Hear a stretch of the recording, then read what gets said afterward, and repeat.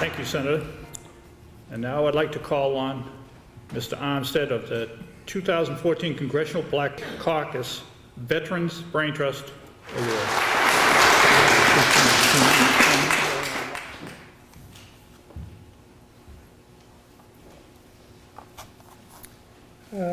Just a word to say greetings from our co-chairs, Congressman Charles Rangel from Harlem, New York, Congresswoman Corrine Brown originally from Jacksonville, Florida, but now her district is in Orlando, and Congressman Sanford Bishop Jr. from Southwest Georgia. And I always make the caveat not to be confused with Atlanta, all right? And we've been, for the last 25 years, we've been convening in Washington and bringing people together, trying to put thought to what we can do to better help our veterans and military people abroad. And I want to tell you the genesis of this. We actually were approaching Congresswoman Maxine Waters from California, because she was the senior member on the House Veterans Affairs Committee. And we were saying, you know, no one ever recognizes us. You know, this is Vietnam veterans. You know, we had her in a corner. I said, listen, no one ever recognizes us. And it always takes a woman, a good woman, to get you straight. To get you straight now, you know, because we had her boxed in, and she said, listen, you don't even recognize yourself. You don't recognize one another, and until you start to show that you recognize one another, don't try to bully me about recognizing you. And that kind of jump-started us. I told you, it takes a good woman to get a guy straight when he's feeling a little full of himself. And so for the last 25 years, we don't go a year without recognizing the good work of people around the country in three different categories. One is individuals, two is organizations, and three is historic places. We've added film, since that seems to be the new genre for our young folks. And we're real proud to say today that we have added the Parting Ways Museum for African Americans and Cape Verdean American Ethnohistory to our ongoing list of historic sites that reflect proudly upon our participation in American history.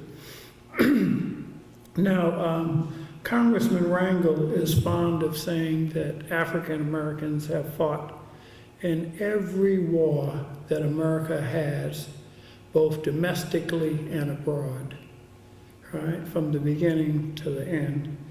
And so this is a part of that continuing line of recognition of service and sacrifice. And what we say in our motto is history, advocacy, and legacy. And so without further ado, I'd like to present this to Mr. Is it Eddie or Eduardo? Eddie. Mr. Edward Johnson, on behalf of the Congressional Black Caucus Veterans Braintrust, that's chaired by Congressman Charles Rangel, Sanford Bishop Jr., and most importantly, Corrine Brown, who is the senior member of the House Veterans Affairs Committee. Continued good work. Thank you. Continued good work.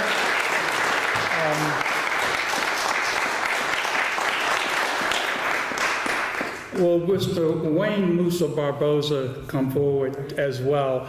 Musa is the Vice President of Parting Ways, and I accept this award not only on behalf of myself, but I accept this award on behalf of the organization that we have been together now for 14 years.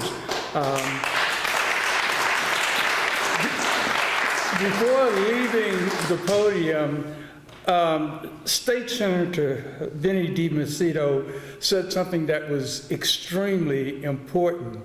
And while we are here in this wonderful church, I would just like Senator deMacedo to know that you have in Plymouth a Plymouth son who is Cape Verdean and one of the oldest veterans living today. That's Judge Layton.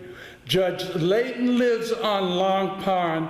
Not only does he live on Long Pond, but in terms of his representation of Plymouth, he is one of the greatest chess masters in the world, and he's probably sitting at home right now playing chess on 4 or 5 different computers from Russia all over the country. So Dr. Gomes, who has now left us, who is also Cape Verdean, and if you look at the history of Plymouth, both African Americans, Cape Verdean Americans, all Americans have made a tremendous contribution to our country. And thank you, Senator deMacedo, for those words about the Cape Verdean culture.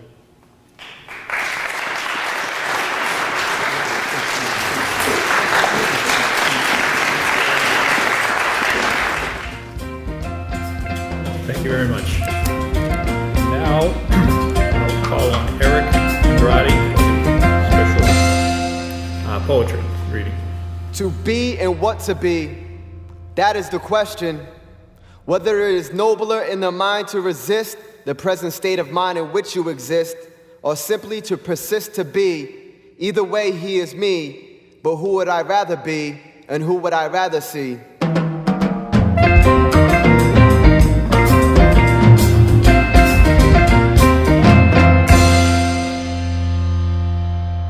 You see, fear is the enemy. He pretends he is enemy, telling me what I can and can't do, when in reality that is not true.